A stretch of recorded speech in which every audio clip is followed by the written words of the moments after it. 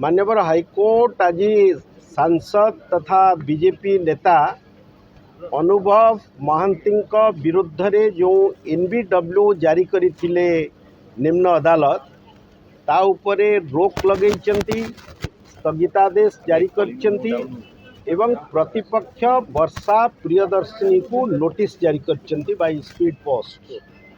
मामलार परवर्ती शुणाणी जुलाई 8 तारीख को धार्य करा जायछि। इतिमध्यरे माननीय हाईकोर्ट स्पष्ट करिसेंती जे जो non bailable warrant of arrest निम्न अदालत बा जेएमएफसी एमपी एमएलए कोर्ट जारी करथिले गत 13 तारीख रे ता उपरे रहितादेश जारी करछन। आमे आज मुख्य माननीय अदालत को जनैथिलु जे से भारतीय जनता पार्टी रो स्टार कैंपेनर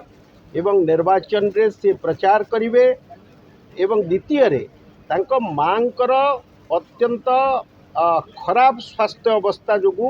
से दिल्ली रे तांको चिकित्सित पाई नैथिले से समय रे समय मगा जाइथिला अदालत रे हाजर करिवा पाई, किंतु निम्न अदालत वास्तवता को विचार को न नहीं अत्यंत